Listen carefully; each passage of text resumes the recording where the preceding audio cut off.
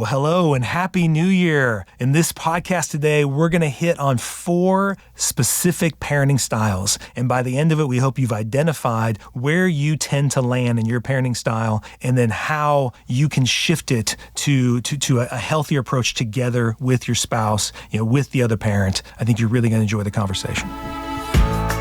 Welcome to the Art of Raising Humans.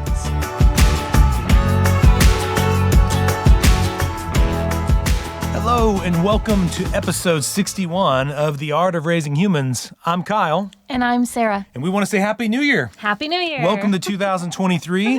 We're recording this. It's obviously not New Year right now. We're recording it, but it's going to drop right at the beginning of the new year. Mm-hmm. It's currently super cold in Oklahoma where we are based. We got some flurries. We're in our master closet recording, and our closet is crazy right now.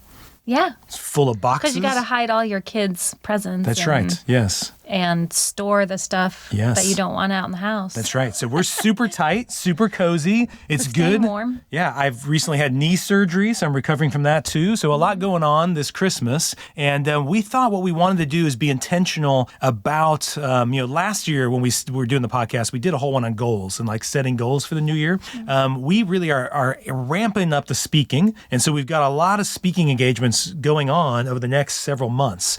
Some places we're speaking are going to have hundreds of families coming to those. Some are going to be smaller venues. Some are churches. Some are schools. But we're excited about getting the opportunity to reach out to more couples. So we thought we really wanted to do a podcast that could help be a great one for you to share with your friends in this new year. Friends who are thinking about switching their parenting style and just feeling like something needs to be changed.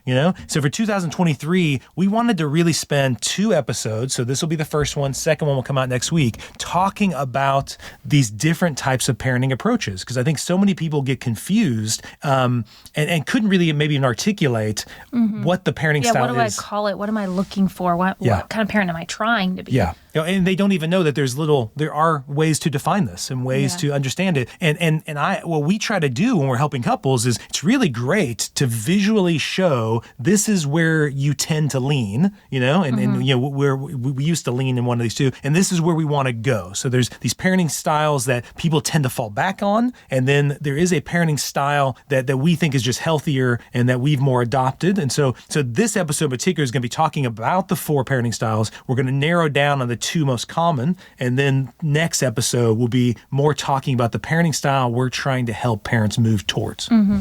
Okay. So I would love, first of all, if you feel like this is helpful, 2023 would be so great. We're going to start more advertising the podcast. Right now we regularly have hundreds of listeners listening to each podcast, which is phenomenal, but we'd love to reach more families. So it'd be great if you shared this podcast with your friends and family, sent this to other, couples that you think would be helpful to as this new year is starting. And we'd love for you to comment. Getting 5 stars is always such a great thing of encouragement for us. Any of your comments, we just want to encourage you to do that. Okay. So if you're listening and you have a pad of paper and a pencil or pen, I'd love for you to draw this out. But if you're in a car or any other, you're running, listening to this, don't worry about it. Just imagine it in your head. Just imagine it. It's real simple, okay? So what I want to do real quick, Sarah, is I want to describe the 4 quadrants, okay? Now, this is something that Dr. Laura Markham does, and many other kind of parenting experts do this, but I think a lot of parents just don't know about it, okay? So in this model, you want to have a line that goes from the top to the bottom of the page and a line that goes from the left to the right. So you're just making a big plus sign on this piece of paper. On the top of that vertical line, you're going to put high expectations, and at the bottom, low expectations. So that line is just a continuum measuring what you're expecting from your child. Okay. Then the other line, left to right, on the far left, you're going to put low support, far right, high support. So that line is measuring how supportive you are in helping your child achieve those expectations, right? Mm-hmm. So support could be all types of things. It could be the time, the energy, the thought that you're putting into it, the conversations you're having with the kid, all that kind of stuff. Or other people. Yeah, modeling. Yeah, going to the school, talking to the school, whatever the situation. Yeah. Going back to even boundaries that we talked about back, you're creating a pot with your support to help your kid be successful and achieve those expectations. Yeah. You're not setting your kid up just to fall on their face and fail. Okay, you're making sure you equip them with the skills to do things like brush their teeth, go to the bathroom, sleep. So all these things, you support them to achieve those expectations by doing them yourselves. So anyway, think about high support, or low support, high expectations, low expectations. Okay. So in the bottom left quadrant, where somebody is giving low support and low expectations, that would be neglectful parenting. Okay. What is neglectful parenting, Sarah? That's kind of where the child is on their own. You sort of have the mentality that they'll figure it out, they'll learn, they'll navigate it, and you're not providing that support. You know, if there's a problem at school, well, kid, go figure it out. Yeah.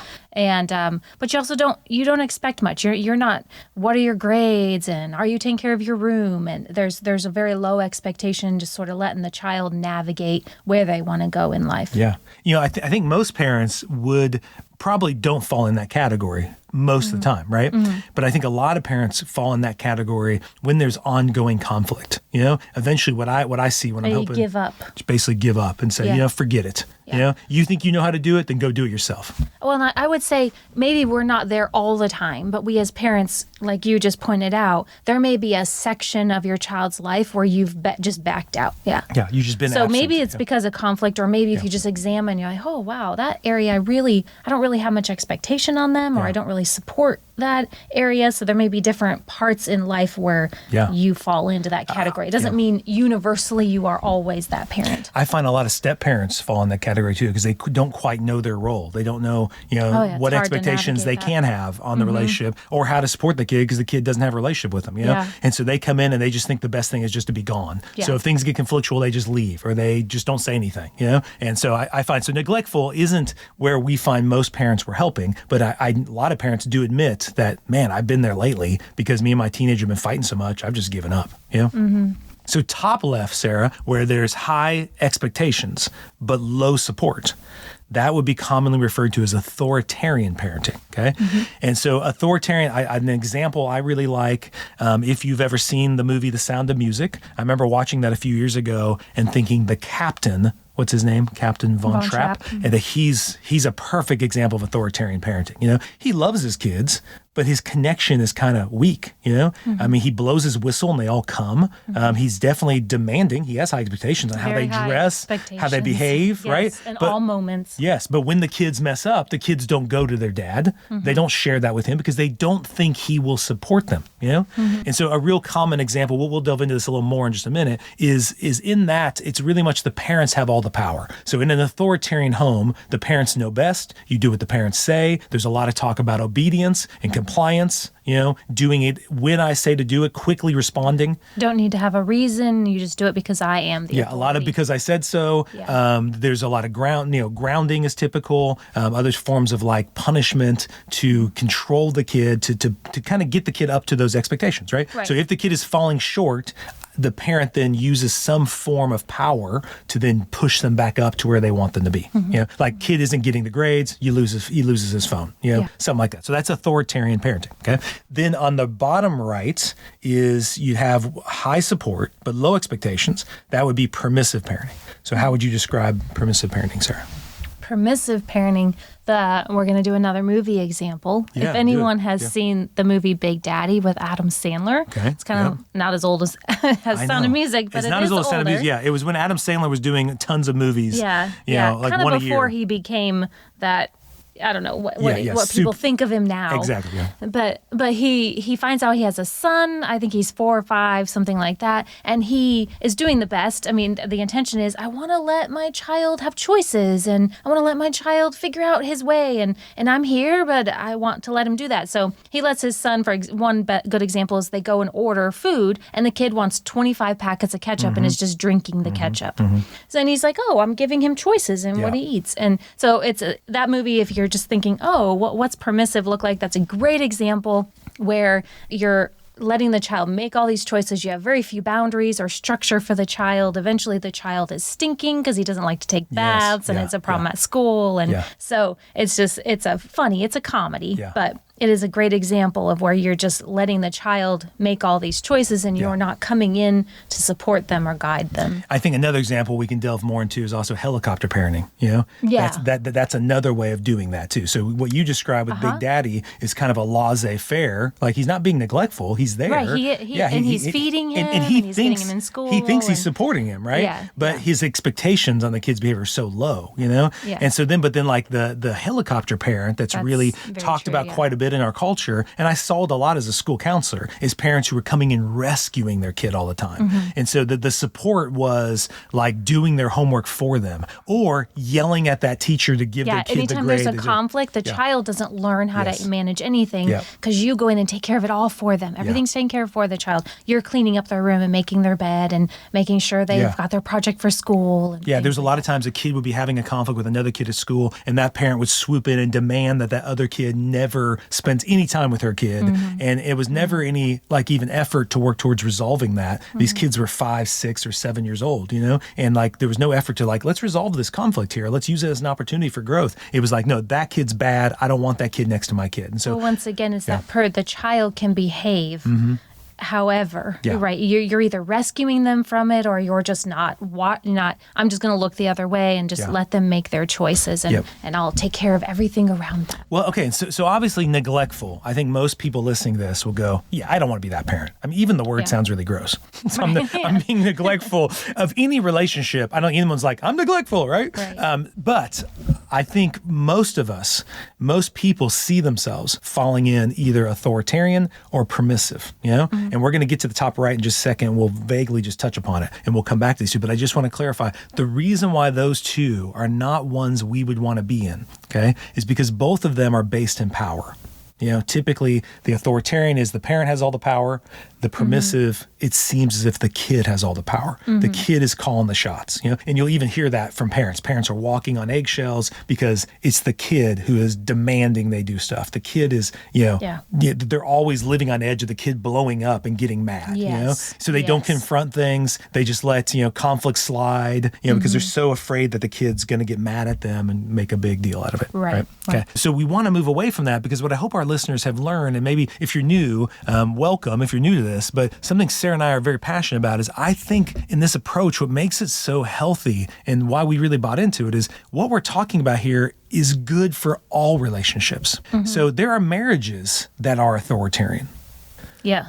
There are couples who are permissive, and there's friendships that can be authoritarian and controlling, and there's friendships that can be permissive, because they're based on power. So one is, I will demand my friend or spouse is going to act the way I want them to. So I'm going to get mad and yell at them, or I'm going to threaten that I won't be their friend, or I'm going to threaten divorce, or whatever it is to make that. Or there's permissive, like I'll just deny my own needs, let them get what they want, very much being like, just basically pushing down what you want at the expense of you so the other person can benefit, right? Right. And so both of those are still power dynamics, And so, yes, we're talking about parenting, but I believe when you use healthy techniques and a healthy approach with your kids, it actually benefits every relationship. Your kids are just the one you get to practice it on the most, Yeah. And what we have found, and we've done a podcast on this too, it's strengthened our marriage, because then no longer were we being authoritarian to each other, permissive to each other. We instead were giving high expectations to each other, but giving high support to achieve those expectations. Yeah, it's just, this is how to have a healthy relationship with anyone. And I think we often think, I should be thinking about the relationship I have with my spouse or my friends. I want those to be healthy. And we don't often realize those same skills, those same conflict resolution and communication and all those things can apply in our relationship with our children too. And the more, if we're good at practicing with our children, it'll improve our abilities with the adults in our lives. If we practice it with the adults, it'll help us with our children, and all of it. The more we're practicing in all those relationships, the healthier we will be, the healthier those relationships will be.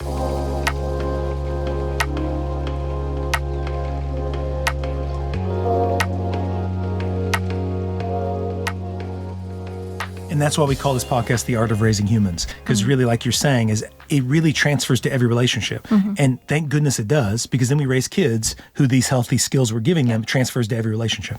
And right? we're still raising ourselves. Exactly. There's yeah, still an so art, good. I'm still developing. Yes. I'm still growing and learning and changing. And Yeah. So the top right, we'll just give a name to it and we'll delve into this in the next one. I just want to whet your appetite. So the top right, high expectations, high support. Dr. Becky Bailey, who does conscious discipline, she calls her home approach loving guidance. Dr. Laura Markham calls this approach peaceful parenting. I think Dr. Gottman would call it emotion coaching. There's a lot of different terms for this approach. Even some who are listening to this, lots of you've probably heard of authoritative parenting, right? And that is what we're talking about too. I just hate how close it is to authoritarian. It's confusing. So that's why I don't ever use it. So yes, if you've seen those things on social media and you're like, well, isn't the other side, that top right corner, supposed to be authoritative? Yes, it's just too close to authoritarian. And it's confusing. And parents are like, parents will be saying they're being authoritarian, but they'll use the word authoritative or they'll flip it. And I'm constantly having to like, no, what you're really doing is... Whoever named that. That's right. Come up with a new name. So I think Sarah and I, just for the sake of clarity, will call it loving guidance. I just like that. I think it sounds exactly like what we want to do, is give the kids loving guidance. Okay, so that's going to be the top right, and that's going to be our next podcast. So right now, I want to delve into more specifically is this problem that we find in our culture, and it may exist in all cultures, but I'm just speaking to the culture that we specifically see in America and the parents we help all over the country, but even all over in Europe and places like that when people call us and want help, is this dichotomous way of viewing parenting. And what I mean by that is that there's only two ways to do it. Either I'm authoritarian and we're putting our foot down, Yeah. We're being Tough love. Yeah, tough love. Yeah. We're really we're not putting up with anything, Yeah. Sometimes kids just need to know when I say it, they need to do it, right? Yeah. There'll be this kind of I thing. feel like I'm supposed to be in charge and... Yeah, and then there'll be this other side of but kids need to learn how to make their own choices. I mean, kids need to find out who they are, It's good for kids to, be able to have some freedom and not be controlled all the time, Yeah. And so you need to let them do stuff. So that would look like, when the brother and sister are having a fight, you got to let them figure that out. Yeah. Or we're not going to clamp down on the phone. Kids are going to do what they're going to do. So you give them the phone and, you let them figure it out on their own, and eventually they'll learn, or just staying kind of, with the grades of, the kid needs me to make sure we get those A's. So I'm going to get those A's for him because I need him to succeed. And he can't be expected to do all that. I need to help him do all that. Right. So in both of those, Sarah, I think they're really based in really good intentions. I agree. Yeah, definitely. I think it's everyone's attempt. Obviously, some of it comes from our own childhood, how we were raised. We pull some stuff from that, from our own personalities, and we love and care for our children. So we patch all that together as best as we can, right? You do want on the permissive side, you are thinking this is a person and they're growing up and they do need to figure out how to navigate and, make choices or... I don't want them to fail and mess up and suffer the consequences for the rest of their life, so I'm going to swoop in. Yeah. And on the authoritarian side, Yes. Yeah, I almost said- it's like, wait, which word? On the authoritarian side, then you think I've got to raise them right, and they need to know boundaries, and they need to know the rules They need to be and how to respectful. succeed, Yes. and you really clamp your approach to help them be successful in life is that kind of control, tight. Very rule-based way to do it. Yeah. And the world has consequences, so we need to...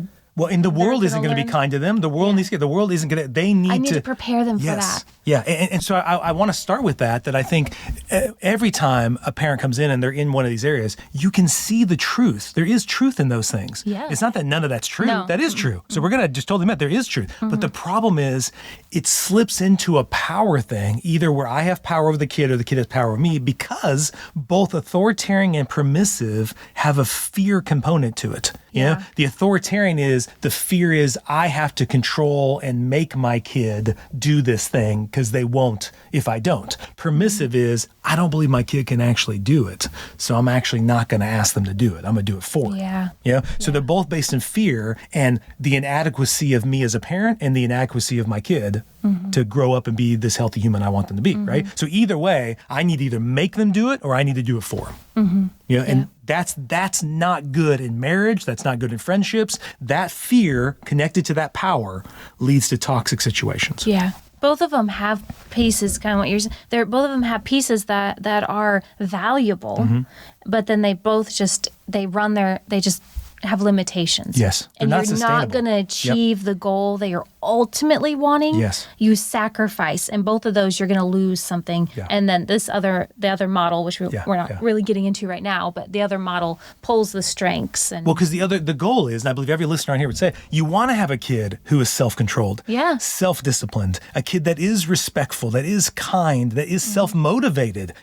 But those don't happen in an authoritarian model and in a permissive model. No. Yeah. Because one is I'm controlling the kid, and then at best the kid's doing it for me. They're not doing it for themselves. And the other one, the kid, basically the parent is always making excuses or making it like doing it for them so they can be successful. Yeah. And those kids I find are really anxious because they don't actually believe they can be this person that they've been asked to be all their life because they've never been asked to be that. You know?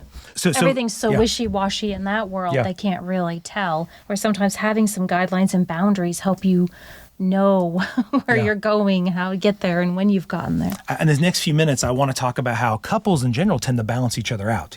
What I see in practice is you tend to have, it can be where both couples tend to be an authoritarian, or both be, but in most cases, one tends to lean authoritarian and the other one leans permissive. And I think that's for a reason. I think the reason why that couple probably got together is they wanted to be balanced out. I think there's something in us that opposites attract because we want to grow and become better, right? So, but what that does, when kids come in the mix, it causes this really big conflict to happen where one is judging the other. The permissive is judging the authoritarian as being too harsh and demanding, and the authoritarian is judging the permissive parent as being too weak and too focused on emotions. And they feel like, I've got to be this way because you're that way. Exactly, yeah. I've got to balance you out. I'm trying to help our kids here. And then what happens is, by the time they come see us, a lot of times that dance has been going on for a long time to where they both just see each other as stuck in these things, right? Like, you're permissive, so I have to be authoritarian. Well, you're authoritarian, so I have to be permissive. And so I wanted to point out, you made some good comments before we started this, Sarah, that what I see, I want to sum up what I see in some families, and I want how you see it sometimes, is a lot of times what I would see is a very demanding dad,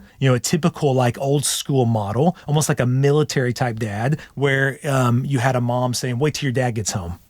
And dad was the heavy, so dad saw his job as the one who needed to keep the firm limits, and mom's job was the one to be nurturing and kind and sweet. But man, when it all hits the fan, dad's going to be the one who takes care of that, right? And so you see this also in that kind of model. The dad is more rational. The mom is more emotional. I know this is all very stereotypical, right? But very stereotypical of an age not too far gone, right? Where a lot of families were like that, and that was a real common thing you see in movies today, where dad is, when he gets involved, he's going to be the heavy, he's going to be very demanding, he's not going to be supportive at all, he's going to be very controlling and that kind of stuff. And the mom is seen as she's kind of coming alongside after dad's yelled and consoling the kid and this kind of stuff. And that causes a lot of problems because then it looks like the husband thinks being rational and logical is better than being emotional, and diminishes that. And even I've seen it get real toxic where then the kids don't listen at all to mom because the authoritarian control dad's been doing makes it almost impossible for mom to have any kind of semblance of cooperation with the kids. So she feels like she's got to up it and become authoritarian too. Yeah. And it's just really sad because then now mom's feeling like she has to do what dad's doing to get any kind of. So that's one way you see this happening in families where they tend to balance each other out, or they tend to bounce back and forth, So the kid will go to one parent who's more the yes parent and not ask the parent who's the no parent, and you see that too. But what's another way you see it? Yeah, I think the flip side of that you see a lot is where the mom maybe she's around the kids more, or she feels like she has to keep all the order and lay the rules down and keep everything going and be hard on the kids. And then there's fun dad that comes in and he just comes home and he's just doing fun things with them or takes them out or do. And so you'll have that side too, where mom is like, I'm always do your homework and do the laundry or clean your room. And you just come in and say, hey kids, let's go have some, let's go watch a movie. Let's get ice cream. Mom's trying to like help them eat healthy and dad comes in and is like, let's eat. And you do see that a lot too. And that causes where mom feels all the pressure pressure to do everything for the kids, and then dad just gets to well, and almost that's where like mom's a wet blanket, mom's nagging all the time. You totally see that too. So that's another cultural like stereotype you see. And it doesn't mean these are not universal. They're just, they often come up one or the other. One person feels more of the heavy, the other person feels more like, okay, but the kids sometimes need to have fun too, or you just got to chill out a little bit. And one last example I want to give before we wrap up is, this is a real common too, where a parent can be permissive, and then they blow up and become authoritarian, right? And even as couples, you can do that. And then authoritarian, now I feel bad because I just yelled and screamed at you, so then I become permissive. So Dr. Markham says that's a way to raise a really obnoxious kid. So lots of times when I meet a kid that seems kind of obnoxious, it's almost 100% that's what's happening at home, is the kid understands that the kid can do this, I even knew it, I tell clients this all the time. I knew my dad could get caught into that sometimes. And so if I wanted to get something at the store, I knew if my dad was mad at me, I would just push it and push it and push it until he got so mad, he yelled something I knew he was going to regret, or he might even punish me in some way I knew he was going to regret. And then I knew within a few hours he would ask if I wanted to go to the store, and I'd say yes, because I knew he was going to buy me something. And why would he do that? To manage his own shame, to manage his own feelings of feeling bad over losing control, right? And that's all too common in families too. So what we're trying to do on this episode is Sarah and I just wanting to shine a light on these common things you see going on in families, give it a name. I want you to kind of see yourself. Where are you landing? Are you landing in neglectful? Are you landing in authoritarian? Are you landing in permissive? And it's very common to move around. It's not like I'm always going to be in this category. It's dynamic. So just realize it's very normal, and no matter how hard we try, we'll still have moments of, I was kind of permissive there. I kind of came down it. So it is natural, and you're never going to be that perfect parent. We're not seeking that. We just want to, it's helpful to be able to have labels for it, or to be able to have a, this is what it looks like, and this is how I'm behaving in this moment, and where do I want to go? It's just good information. We found it very helpful. And even in our conversations about raising our kids, it's given language to steer us in the direction we want to go keeps us focused. As a team and together. Well, and language we could use, because I know when I get mad, I default to authoritarian. When I'm getting stressed and overwhelmed, when you get stressed and overwhelmed, you kind of go down to permissive, And so once we had that language, we were like, that makes sense. Why we do what we do, because we tend to, it's partly it's our personality, partly it's our upbringing with our families, but we just tend to lean that way, right? So and feeling the need to balance the other person. If I see you, wow, he's really coming down, then I'll feel the need to soften it a little. But then we can talk about it. And, and what we want to help couples do, instead of me looking at you, judging you for being permissive, it's to encourage you to move up to loving guidance. And when you see me being too authoritarian, instead of being mad at and judging me for that, but to encourage me to move towards loving guidance, right? And so we're going to describe that in much more detail in the next episode, but just thought this would be a really great one to just give you kind of start thinking in this 2023 year, if you're wanting to shift some of these dynamics in your family, in your relationship with your spouse, or even if you're divorced and want to do some co-parenting different, to really give some language towards it and have a podcast that you could listen to together. So I hope this is really informative and helpful to you and better describing that. And I would ask you definitely get ready for episode 2, because that's where we're going to go really into depth over what loving guidance, peaceful parenting really looks like, and how to implement it and how to move away from this dichotomous. It's either this parenting or that parent. Either I'm in control or they're in control. Let's move away from all of the power dynamics. Let's use our power to be for the kids rather than against them. And it's going to make for a better marriage, better friendships all across the board. So I really think it's a great starting point for you to begin with. And just looking forward to the next conversation. Thank you for listening. The Art of Raising Humans podcast should not be considered or used as counseling, but for educational purposes only.